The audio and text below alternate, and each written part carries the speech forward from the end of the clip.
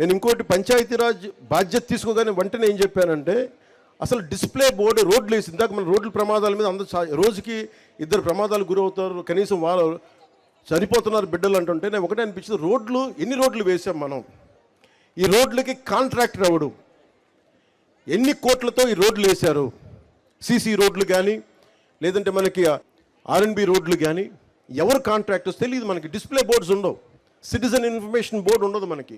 అది పౌర హక్కుల సమాచారం ఇవ్వాలి. అది నేను ఒకటే చెప్పాను పంచాయతీరాజ్ ఉన్నతాధికారులందరికీ, ఏ పని చేసినా ఎవరు కాంట్రాక్టరు, ఎన్ని లేయర్తో రోడ్లు వేశారు, అంటే మా కేరళ తరహా పంచాయతీలు ఎలా ఉంటుందంటే ఎన్ని స్థాయిలో ఎన్ని లేయర్స్ రోడ్లు వేశారు చెక్ చేసుకోవచ్చు. అంత అవగాహన ఉంటే తప్ప మన పంచాయతీల్లో మన డబ్బులు సద్వినియోగం కావు. మీ చేతుల్లో ఉంది పంచాయతీ.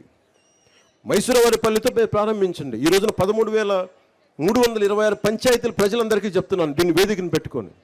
మీ చేతుల్లో ఉంది ఇది. మీరు శక్తిని కొద్దిమంది చేతుల్లో దారబోస్తారా? మీ పంచాయతీలకు మీరు బాధ్యత తీసుకొని మా పని జరగలేదు, జరిగినాయి, ఏది కావాలని మీరు బాధ్యత తీసుకోకపోతే మటుకు నాలాంటి వాళ్ళు ఒక 10,000 మంది వచ్చినా ఈ దేశాన్ని మార్చలేరు, మన రాష్ట్రాన్ని మార్చలేరు.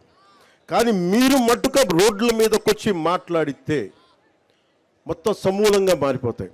ఒక్కొక్క పంచాయతీ ఒక్కొక్క రేలేగావ్ సిద్ధవుద్ది. అన్నా హజారే నాయకత్వంలో ఒక్కొక్క పంచాయతీ ఒక్కొక్క రేలేగావ్ సిద్ధవుద్ది. స్వయం పోషక పంచాయతీలు అవుతాయి.